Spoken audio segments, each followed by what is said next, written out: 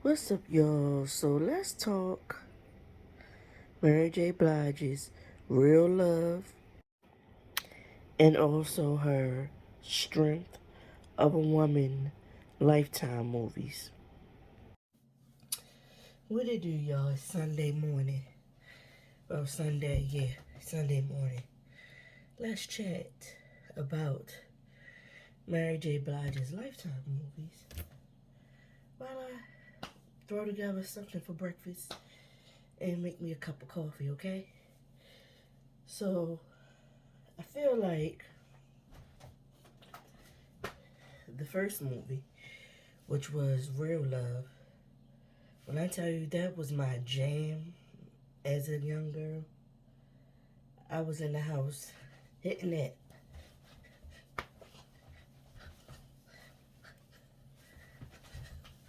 Wish I had the outfit and everything, cause I never got one of those baseball jerseys. I did get a pair of them combat boots though, and I never wore my hair in that high ponytail like that. But yeah, so the movie starring Adriana Alexis and Da Vinci. We all know Adriana. She played young Cookie Lyons on Empire. I saw the first season of the 13 Reasons Why, so I saw her on that. She's also played on BMF season 1 as Kato. Um, and I'm sure it's other things that she's been in that I'm not mentioning right now. And then Da Vinci, we all know him from the first thing I saw him on was All American. He played no. The first thing I saw him in, he played Cash on Grown, and she was Zoe's first college boyfriend. Then he left that show. He went to All American. He played Darnell. And then from All American, I seen him on BMF as Terry Flannery. And Adriana, she played on BMF with him or whatever, but she was like, her character was one of their workers. Not she wasn't like a main character in season 1. She was like a B character, and if you watch BMF, you know her character was killed off the show. But anyway, so to me, that was a good choice. They had chemistry in these movies because the movies were a continuation of each other. But I remember as a child growing up, I heard my grandmother say concerning somebody in our family that if there was no such thing as bad luck, that child wouldn't have no luck at all. Because it just seemed like all these bad things happened in their life. So much trauma and so much tragedy. And in both movies, Adriana's character, her name was Kendra, she just couldn't get away from all this tragedy, you know? Like, the first tragedy, her mom died when she was in her formative years. And I want to say the character's mom died when she was between, I want to say 11 and 13 or so. So she was raised by her dad. Once her mom passed away, it was her dad, her sister. And the sister, I couldn't tell, the sister's name was Sasha. I couldn't tell if the sister was older or younger than her, but the sister ended up becoming a teenage mom. So when Kendra got the chance to go off to college, because they was from North Carolina, when Kendra got to go off to college, of course the sister had to stay home because she had a child to raise. So it was like a big thing for her to make it to college and everything. She went to college for the arts. She was going for photography. So the father and the sister drop her off. She moves in. She got 3 sweet mates. The one sweet mate, I forget her name, but the other one, the dark skinned one, her name was Terry. They become really tight friends, right? Uh, a older guy, a older student, he sees her and he kind of like has a thing for Kendra. We see Kendra and her sweet mates sitting out like on the grass and some stuff is going on. And next thing you know, Da Vinci's character, his name's Ben. He comes up to them and he introduces himself. And the whole reason he's coming up to them is because he's a pledge And the guy that was the older guy, the upperclassman that was interested in Kendra, he's the dean of pledges. So he forced Ben to come up to her and make conversation and get her name and stuff like that. So time goes on, them two starts to like each other. Kendra and Ben start liking each other and they start seeing each other. She gets all wrapped up in that and like start missing some things because she had like work study and all that. She started missing some things and she feels a certain way about it and she wants to get back because she had a personality of somebody that was super focused and this is all she wanted to do. She wanted to stay on the straight and narrow. But Ben encouraged her to live a little, get a little experience.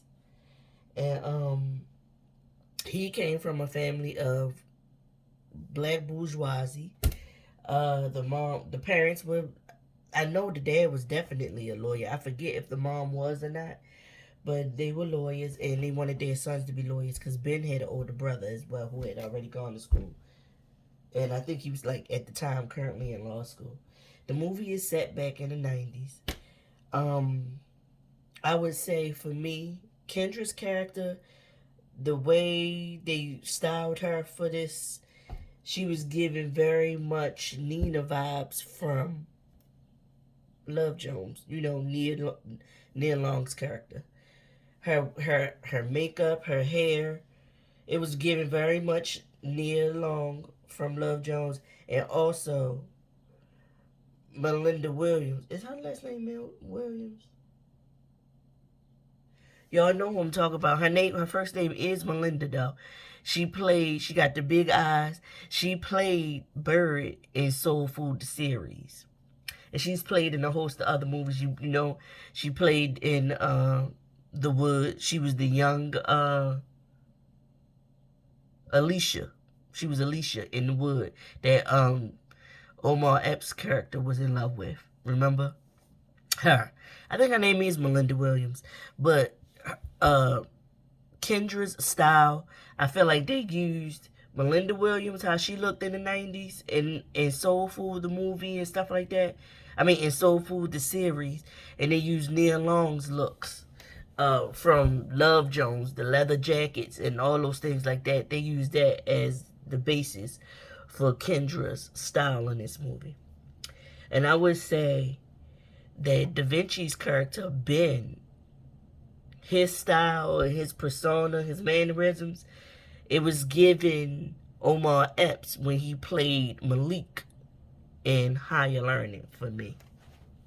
I like to cook no freaking slab bacon for breakfast sandwiches. That's annoying. But anyway, back to the review.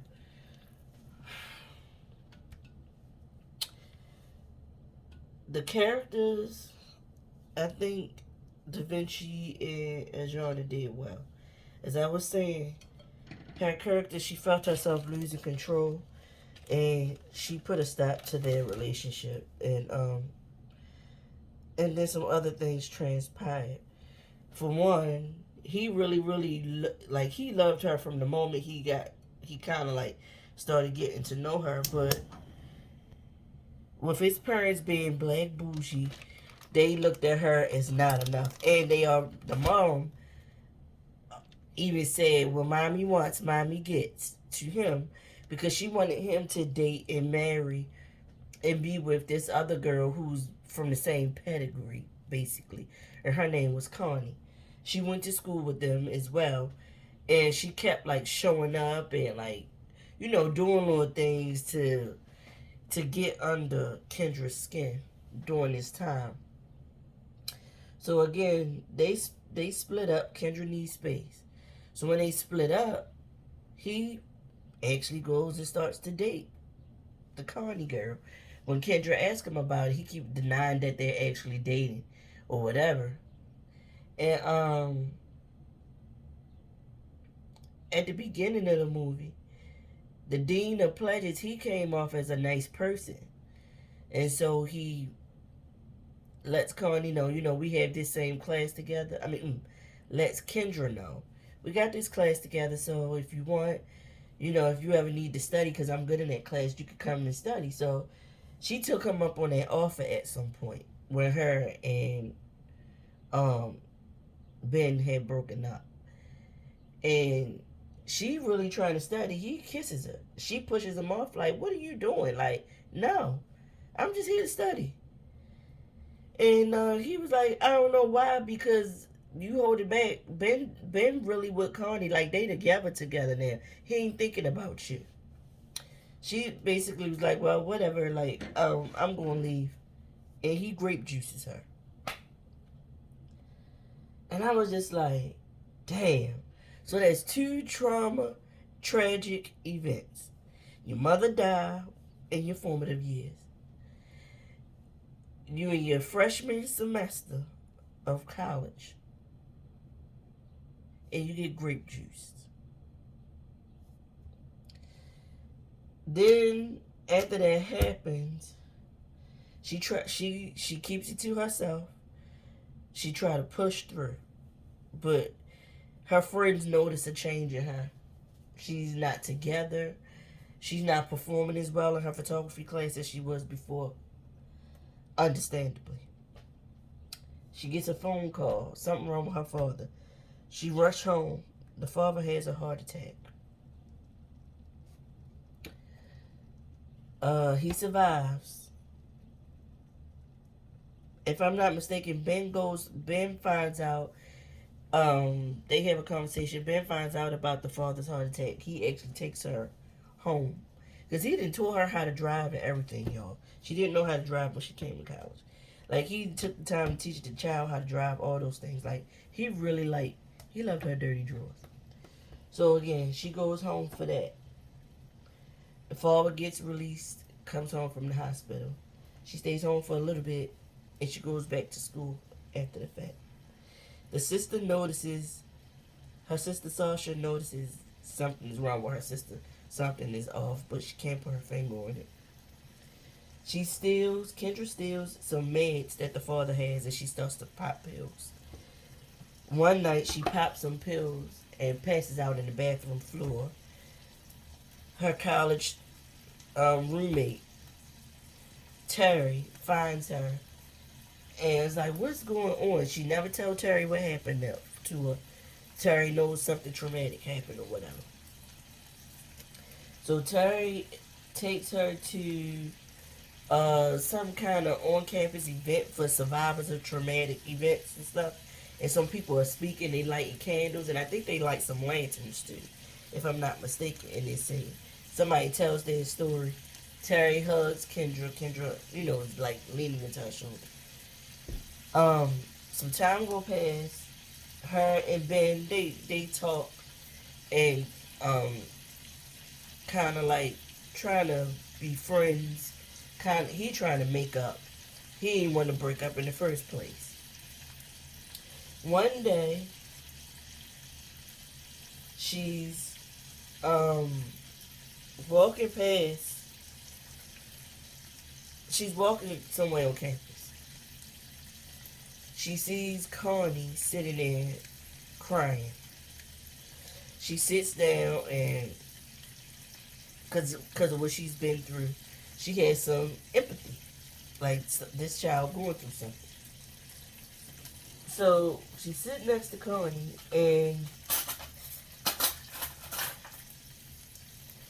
Connie shows her some test results. She's pregnant. She asks Connie, who's the father? Like, it's going to work out. You're going to be okay. She asks her, who's the father? Connie tells her, it's Ben. And that breaks Kendra's heart. Kendra goes to confront Ben about it. And, basically, she's upset because it's like, you led me to believe that you and Connie weren't that serious, and I knew you was using her to make me jealous and stuff. And he said, honestly, I'm not going to lie to you. I was using her to try to make you jealous and make you want to come back to me or whatever, but I really didn't mean for this to happen like this. And so he goes to talk to Connie or whatever, right? Him and Kendra work through it. the frat has a party. Now, she ain't never tell this man that she's been grape juiced. They go to the party. They having a good time.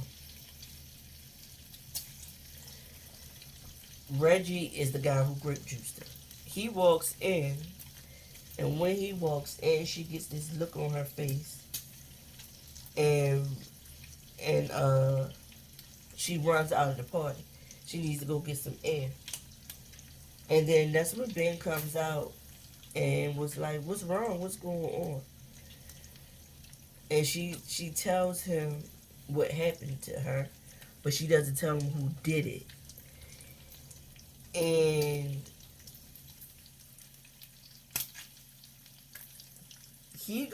they go back into the party. He hugs her, all that kind of stuff.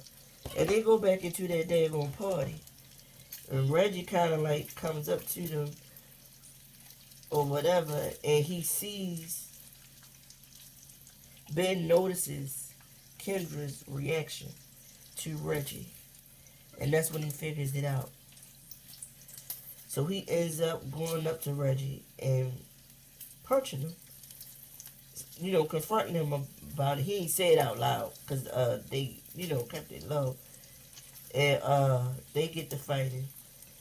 He gets the best of Reggie. Reggie hits his head and is knocked out. They call the ambulance. Reggie ends up going to the hospital.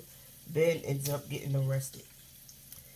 His parents bail him out.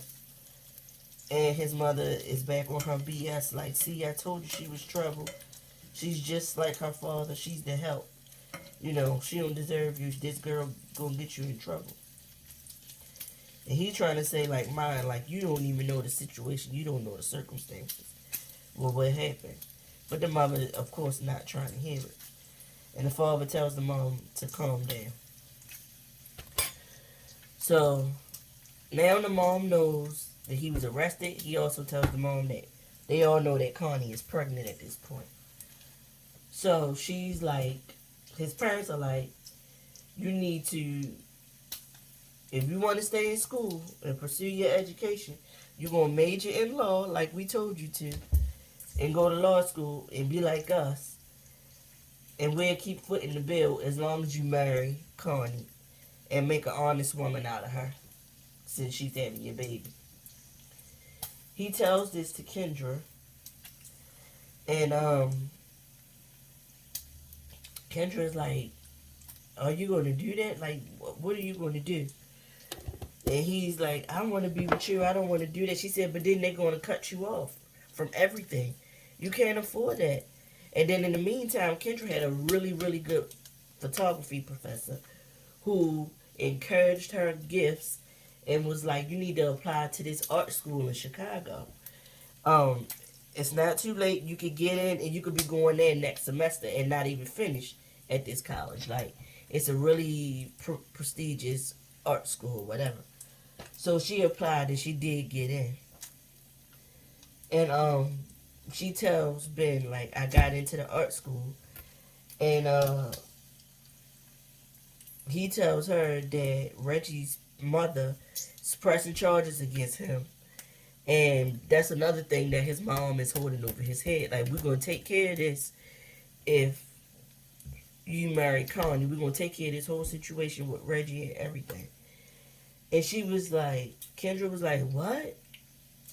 So Kendra, even though she had been running away from the trauma, which is very much understandable, she goes and visits Reggie in the hospital and tells him, you better tell your mother to drop them charges because you know what you did to me and you know that's why he attacked you. You better tell your mother that you started it. But don't give her a whole lot of details, but let her know that you started it so she can drop the charges against Ben. Or I'm going to go ahead and just tell the truth that you raped me. He lied. He tried to say, nobody gonna believe you, girl. She said, okay. You want to test it out? And next thing you know, Ben comes to her, letting her know that Reggie's mom dropped the charges or whatever. And she was like, good. And she tells him, but I'm going go ahead and do this art program at this art school in Chicago. I'm not staying here after this semester. And that's how real love ends. We pick up with Strength of a Woman, and it's a continuation of their story. She is now living in Chicago. She's married to a doctor. I forgot what kind of doctor he was, but he gives asshole vibes. The best friend from college, Terry, lives there as well. Terry has a little boy named Tyler.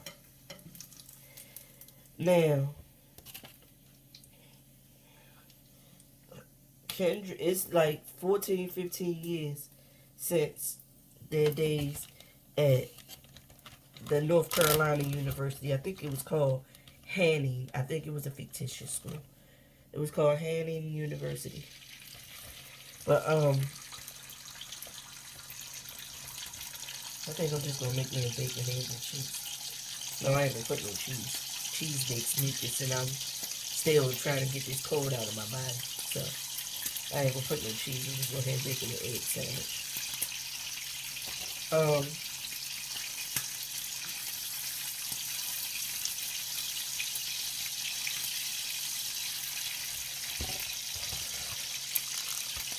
As I was saying, she lives in Chicago now. She's living her life as a professional photographer.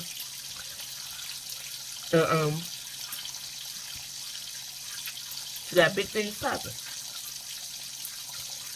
But it seems like every time she has a big moment in her life, her husband always cuts out on her and leaves, and always using the hospital bed understaffed as an excuse. So, we get another tragic event. She gets a phone call. Her father dies. Before her father dies, though, they had some kind of event in Chicago. And it was something for people who used to go to the university, Hanning University.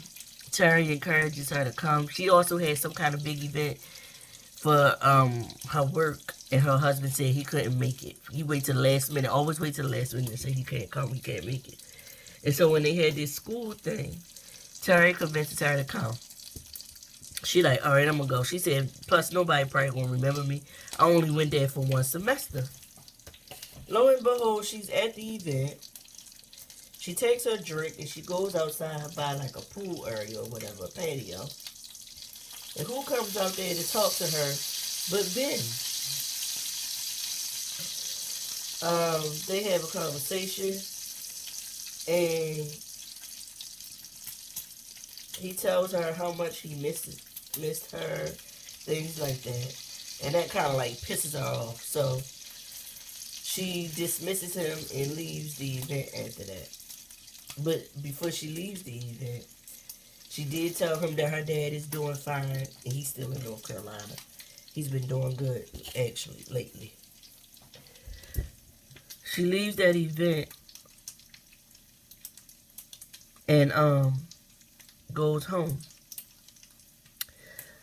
Then something's going on and she gets a phone call from the sister, Sasha. Their dad has died. She heads home to North Carolina to bury her dad. And who shows up to the funeral? Ben. Now, before he comes in the door, we see him at the graveside, because they had like a graveside funeral. We see him there, back and cut. And then they get to the house and everybody's milling around the house and everything with Sasha. Sasha's daughter has grown up. Her name is Sunny. She's soon to be 18, getting ready to go off to college her own self at this point.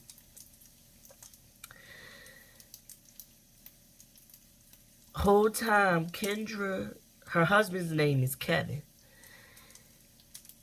or Calvin, one of the two. But she been trying. She wants to have a baby, and she's like, tonight's a good night. We supposed to be practicing the rhythm method and all this and that. Like, what are you doing? Like, you always, every time I turn around, you always say you gotta run off to that daggone hospital. Like, when you gonna make me a priority is what she's saying, basically. And the same kind of thing happens at the funeral. Like, he telling her he gotta head back to Chicago. He about to go pack his things and head back, cause remember they severely understaffed. She disappointed in everything. They standing like near the front door, and he's explaining this to her. She's saying how she feels about it. Next thing you know, the door opens. It's Ben. And she like, Ben, you know? She greets him, introduces her husband to him. And, of course, the husband knows that her college sweetheart's name was Ben. So now he want to put her on the show. He want to tongue her down and act like he's so into her at this point. Whole time I'm already knowing, nigga, you cheating on this lady. I just know it. It just remains to be seen. I just knew it, that he was cheating on her, right? Kendra is still in North Carolina with her sister getting things together. Ben comes in. They hug.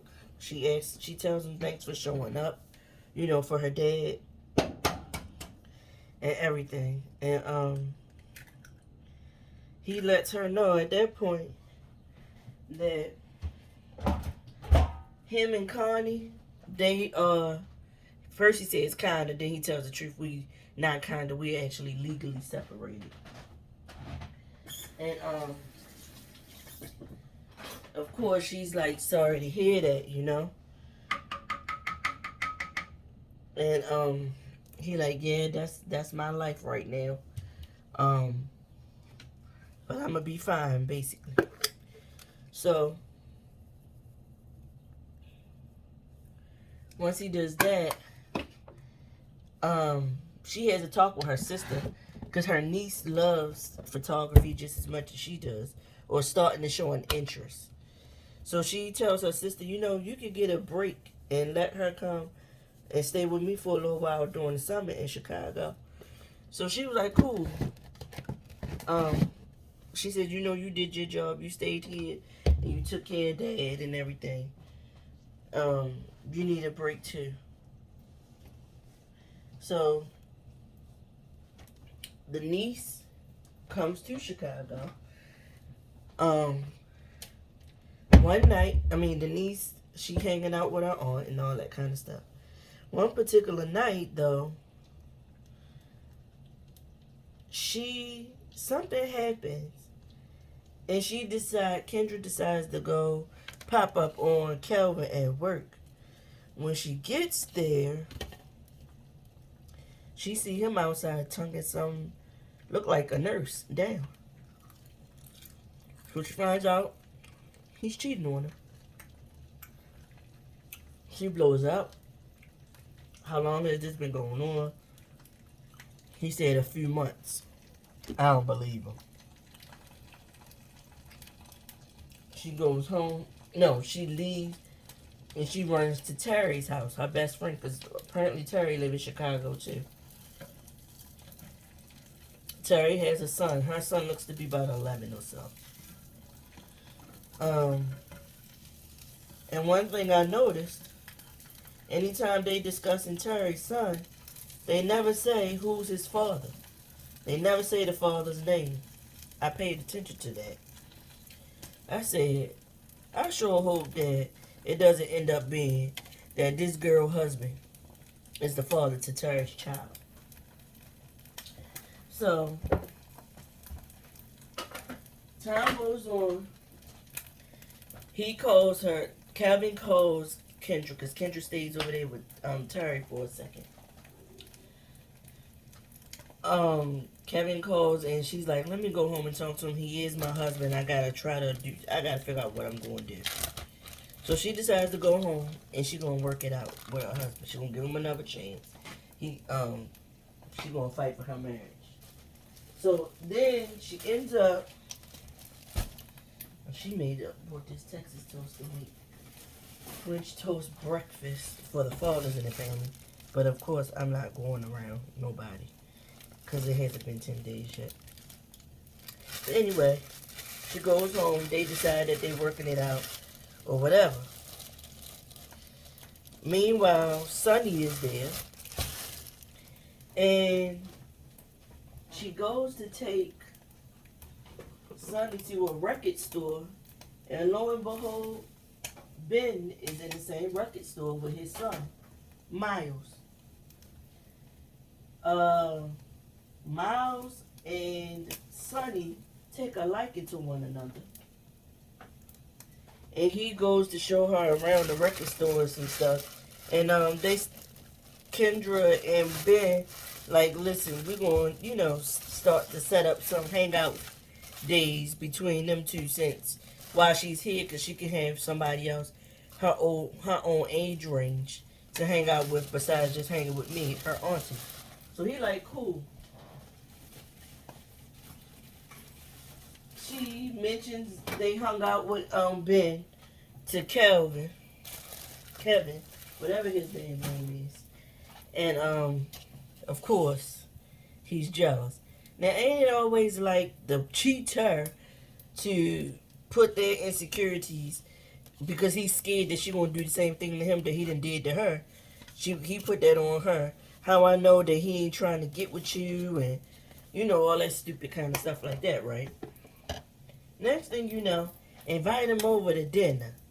I'm cool with it. Invite him over to dinner. So when they invite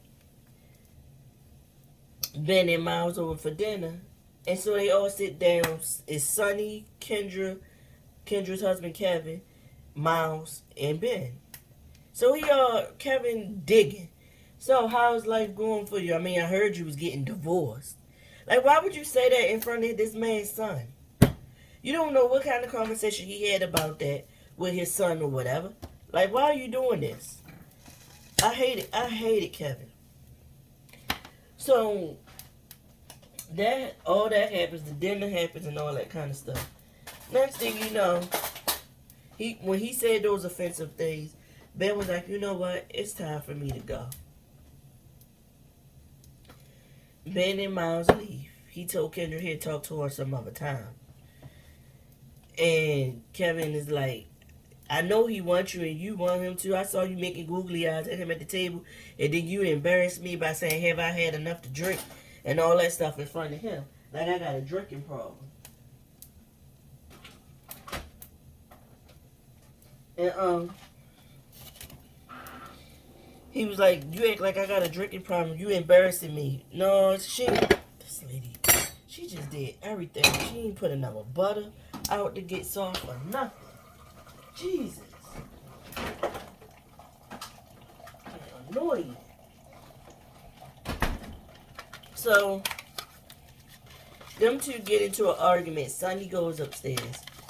Kendra and Kevin are arguing. And he like, you embarrassed me and this and that and so forth. She said, I was not. That's you and your own insecurities. Think somebody coming for you or whatever. They get into an argument. And she just side-eyed him. Sonny comes downstairs asking, is everything okay? She's like, yeah, we fine. We just having a discussion. He walks off. Next thing you know, he walks off. And some more time passes. She discovers she's pregnant. Finally. Remember, she's been wanting to have a baby. She discovers Kendra discovers that she is pregnant. And so, she's excited about that. She tells Calvin and everything, things are going fine. One day, she's trying to balance their books. And she's looking at their account. She was like, what's this $3,300 that went out? That you wired? And she's like, he lies and says he sent money to his sister. Something was wrong with her car. Oh, she said, oh, okay. She acted like she believed it. In the meantime, she had a conversation with Terry at some point. And it was some kind of summer camp or something that Terry's son, Tyler, wanted to go to. And Tyler is actually Kendra's godchild. Kendra is like, why don't you make the father do some stuff? Like, you've been doing it, you've been holding it down on your own all this time. Why don't you call his dad? Like, what does he say? Meantime, they still have not discussed or ever said this child's father name. So she was like, yeah, maybe I can ask. So anyway, Kendra decides that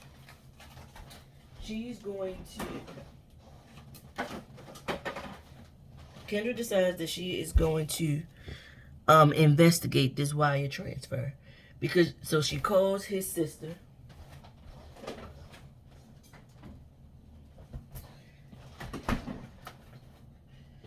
She calls his sister.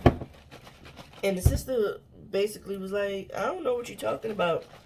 I'm fine over here. He ain't sending me no money. So then she calls back to the bank where the wire transfer took place. And she makes up some story to get the name of the payee of the wire transfer. We don't hear the name. But we see her driving crazy to this house. She pulls up, bangs on the door. Open the fucking door. Terry comes to the door. And she's like, why would Kevin wire you $3,300? Who is Tyler's father? I said, damn. This girl can't win for losing. In the first movie, Real Love, the tragedies. Her mom died when she was young. She gets grape juice her first semester away in college. Then she finds out her boyfriend, the person she loved and made a baby with, the other girl. And they break up. And apparently, I didn't even mention it, but apparently she left to go to school. But at some point she came and knocked on Ben's door and really wanted to try to make it work. And I'm not sure what his response was or what happened at the time, but she got upset by whatever happened, whoever he saw there.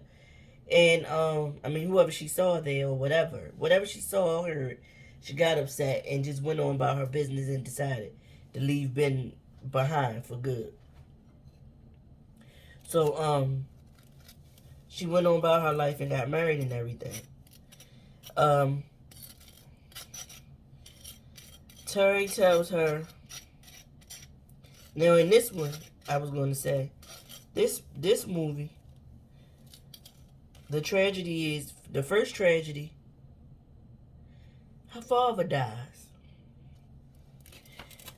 She finds out her husband's cheating on her. Another tragedy. To me, or trauma. She finds out her husband is cheating, her dad dies. And now,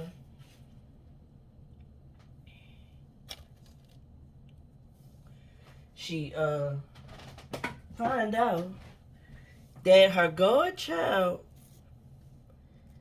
is the product of a one-night stand between her husband and her freaking best friend / undergrad roommate. Terry says it was a one-night thing. They was both, something happened. They got to drinking. And one thing led to another, and she ended up pregnant by Kevin. That's why he wasn't in no fucking rush to have no baby with Kendra. Because he already had a child with Terry. I said, dang, like every bad thing gotta happen to this lady? Every bad thing? So she rushed home and she wake him up because he in the bed sleep. She rushed home, she wake him up, she tell him he gotta go. he leaving the house. She packing his stuff up. She done set his car on fire. She pulled a, what was Angela Bassett name on Waiting to Exhale? She pulled that. And said she pulled the Angela Bassett. He gets up, they yelling at the top of the stairs. And he didn't push her, but somehow she trips and falls backwards and tumbles down the fucking steps. Next thing you know, she wakes up in a hospital. Her niece is sitting there with her. And, like, you, auntie, you know. Next thing you know, the doctor come in, they do an ultrasound. She done lost that baby that she got pregnant with. It's okay, because she's decided that she's getting a divorce from him. So, he's going out of the picture. She goes home to North Carolina for a little while to get herself together, get her head, get her mind right. And, at some point,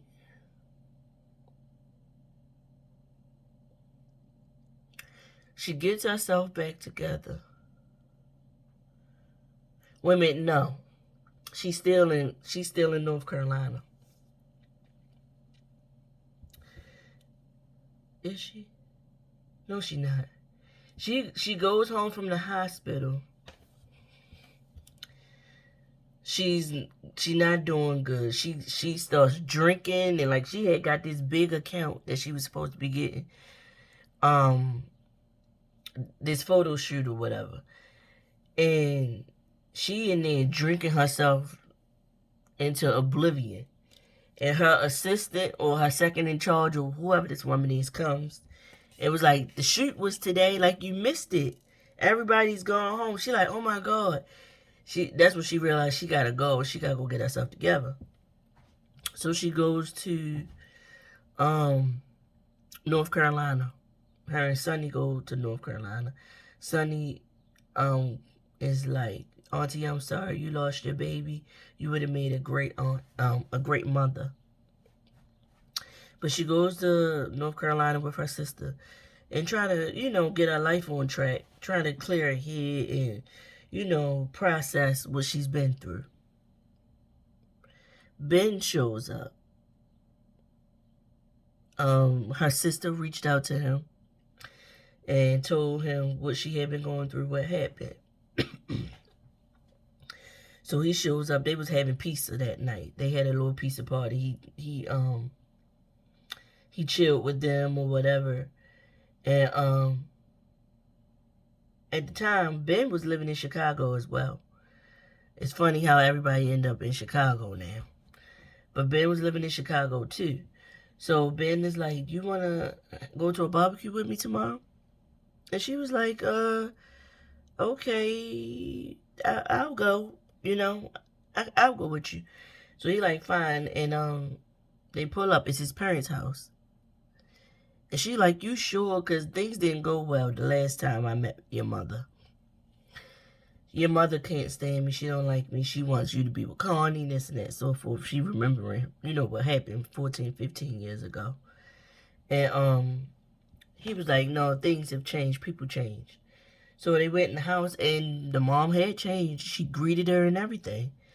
And she's like, what happened? And so he told her, you know, some years ago, his mother got diagnosed with cancer. And that made her reevaluate her life and how she was and how she treated people. So she's not like that no more. She just wants him to be happy. And so, meanwhile, they go off and they had this whole romantic moment. They sleep together and everything. And he's telling her, like, Kendra, I want to have a family with you. Like, it's always been you. I never wanted to marry Connie. I just did because it was the right thing to do at the time. And you had left me. That's what really happened. You left me. And when you left, It was like months. He was like, I waited months for you to come back and say you changed your mind. And when you did it, at the months, like a long time, I'm thinking close to a year or so, he went on and married Connie and made a life with her, with his son. And so she was like, I came back. When I finally did come back, I was coming to say I wanted to make it work, but you had moved on. He said, but I had waited for months, like a long time, in his mind. As a woman, I'm thinking, when he said months, I'm thinking at least a year. But in meantime, because something I noticed even after I got separated and was headed for divorce, men, I don't think they deal with being alone that well. So they hurry up and get up under another woman immediately, even though they'll say it was a long time or it was months. They'll get up under another woman immediately to fill that space. And it's like they're going to do whatever with whoever that's there and providing that what they need in that moment. That's how men operate to me. So he went on and married Connie. But he was never truly in love with her like that. So he says to Kendra. So Kendra heads home and back to her sisters. Next thing you know, Ben comes. He says he got some good news and bad news. Connie had petitioned the court for full custody, but they didn't give it to her. So, which is good, but she's decided that she wants to move back home to North Carolina because that's where her support system is. And at this time, their son is like 15, 16. So he got 2 more years of high school. And so he's like, I don't want to miss a day in my son's life. Like, I've been there every day. So we're going to have to try to make this thing work. And she's like, I can't do it. Like, I tried it before. Like, no. And he was like, you really didn't try. You just cut me off and you ran away from it. And so we see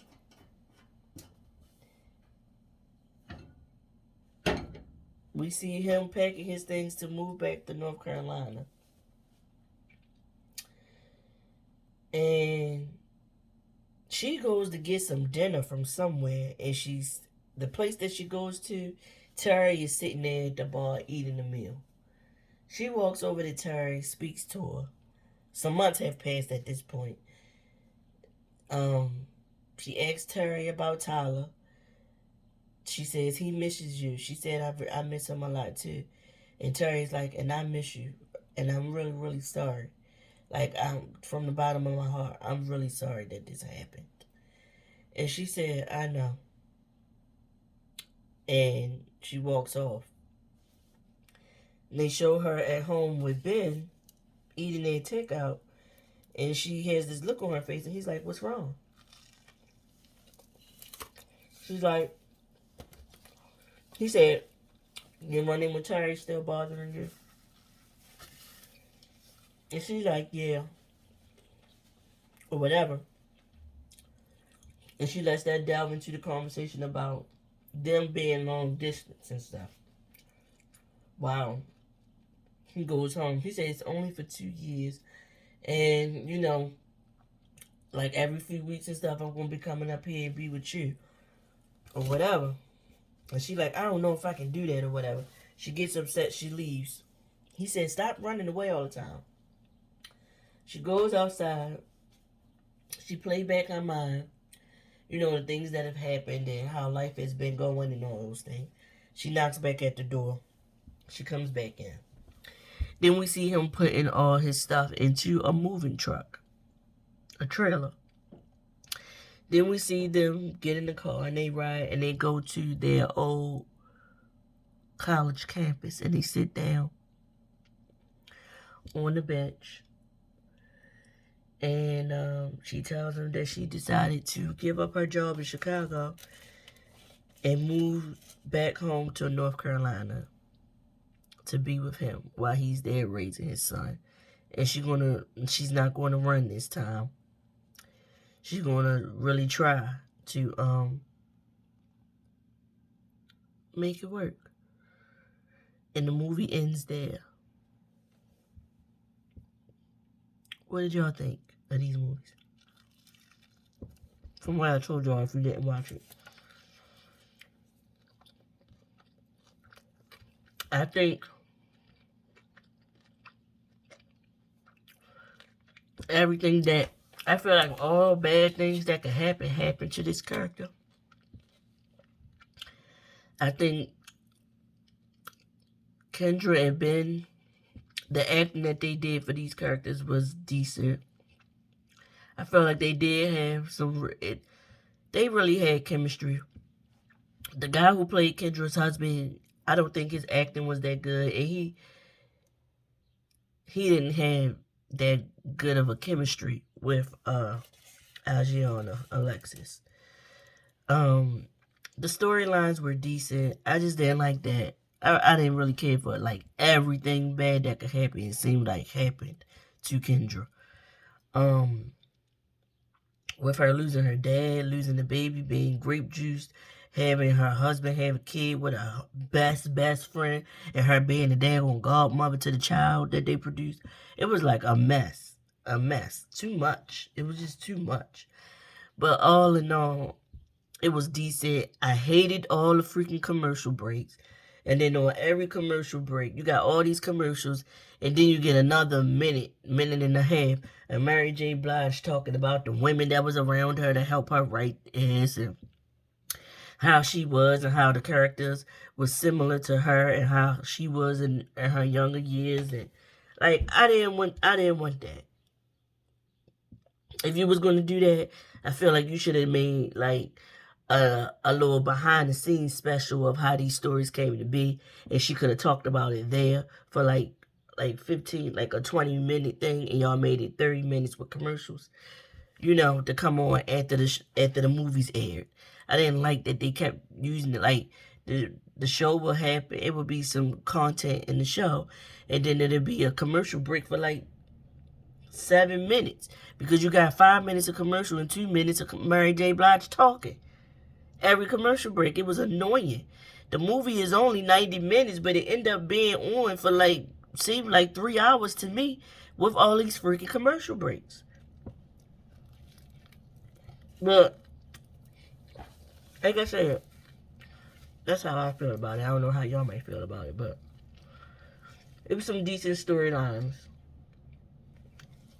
Decent acting on Da Vinci's and Gianna's parts. And that's just how I feel about this. When it went off, I had set my TV to record it. And for some reason, the TV didn't record the last 4 or 5 minutes of the movie, of the second movie. So when I happened to turn it off from my DVR box, it was actually on TV. But it was only at the part where, before she found out that she was pregnant. So I stayed up to watch it all the way through so I can see the ending, the last 5 minutes, so I can come to y'all with this video today. I ended up staying up to a little after 4 o'clock this morning, because by the time I finished watching Strength of a Woman for the second time, so I can catch the ending, another movie came on. And the way it came on, it was a bird's eye view of a neighborhood. And I looked.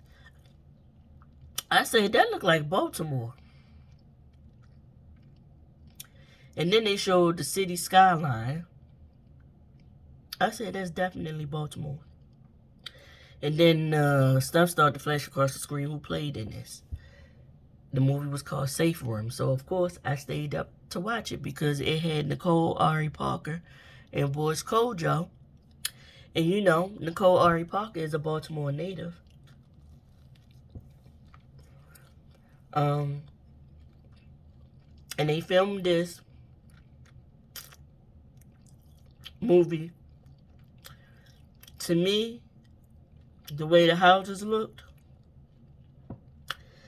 they filmed this movie down in the Bolton Hill area of Baltimore City. I can tell by how the steps and stuff like that look. These boating house area, a lot of those row homes, it reminds you of how like the brownstones in New York look. And the prices is those kind of prices too. To buy one of them houses. The movie was called Safe Room. It came out last year. I had never heard about it. But it was actually it was pretty good. I liked it. Nicole R. Parker was in it. Boris Kojo. One of the ladies that was in it was a white lady. I've seen her in a lot of other things. She always played like a tough Italian type of lady. And then there was like this little scraggly looking white man in it. His face looked familiar. I Googled him. And his name was Mackenzie. I think his last name was Estein or something like that. Coming to find out, he's Patty Duke. Remember Patty? Well, people my age probably don't remember Patty Duke, but I know of her because I remember those old movies used to come on from like the 40s and the 50s, the Beach Blanket Bingo and all those little movies like that. She used to be in them movies. But the guy, he was Patty Duke's son. And his dad's an actor too, but I can't think of the dad's name at this point. Matter of fact, he got an older brother. I can't think of the older brother name, but I know the older brother to me looks just like Patty Duke and who his real father is. They showed the picture of who his real father is. Because he don't have the same father as this one that played in this movie. The older brother played in the Goonies when he was a kid. He played in Lord of the Rings movies. He was on a season of Stranger Things. He was the guy that Will's mother started to date. And he ended up getting ate up by the... it was that season of Stranger Things where the... well, when Max was introduced and her brother, Steve, was her brother named Steve? And he got taken over by the monster or whatever. And he was killing everybody. Remember that? Yeah, that guy played in that. He was the guy that, I forgot what the mother name was. I don't know if her name wasn't Barb. Her name's something else in there. But it's Winona Ryder's character. She was dating him, and he ended up sacrificing himself to save them. He got ate up by the monsters in Stranger Things. But yeah, the Safe House movie, it was decent. Also, who played in it is Monica Calhoun, and y'all probably don't know about that name, but I'm gonna tell you who she is. She was in the movie for a second. She was like, in real life, I mean, her character name in the movie was Armani, right? But she played in Players Club, Ebony. I've been grown a long motherfucking time now. Remember that? And of course, she played Mia on The Best Man. She played in a lot of movies back in the day. But she has I think she backed out of the limelight in the movie business for the most part due to the fact that she does have a son that's special needs in real life too. He has, like, if I'm not mistaken, her son is blind, and he got some other issues, but I do remember seeing that her son is blind. So that's why she's not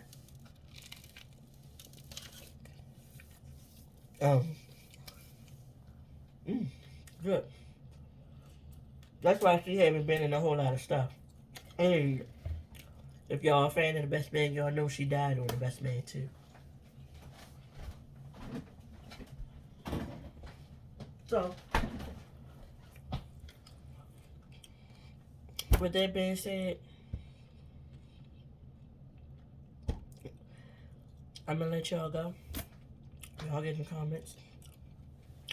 Tell me how y'all felt about Mary J. Blige's Lifetime movies. Next week is Keisha Cole's life story being put into a movie. She got Debbie Morgan playing Frankie. I can't wait to see how that's going to be. Debbie Morgan is so pretty to me with them deep dimples. And I like her as an actress. But she got Debbie Morgan playing her mother, and I think she playing herself in the story about her life, and that come on next week. At this moment, I don't have no plans on watching or recording that. So,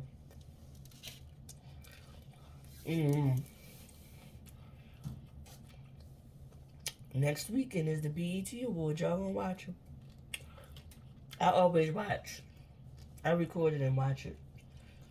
Because I need to be able to fast forward through the parts I don't care about. Because lately, these awards be having people that I've never heard of or don't care about. That's how I know I'm getting older. But anyway, I'll see y'all in the next video. Y'all be good to yourselves and others. Treat people the way you want someone to treat you and your loved ones. And go ahead and enjoy y'all summer. Ain't nothing good like a good bacon and egg sandwich. I remember there was a time in my life when I stopped eating pork bacon. I'm so happy I returned to it. Turkey bacon, if you cook it right, it does taste good, but it don't have nothing on pork bacon. You know, turkey sausage patties, the Jimmy Dean's ones, I like those. I don't really care for the mince. I like the patty. But bacon, give me some pork. See y'all. Don't forget to comment, like, subscribe. I'll see y'all in my next video. Peace out.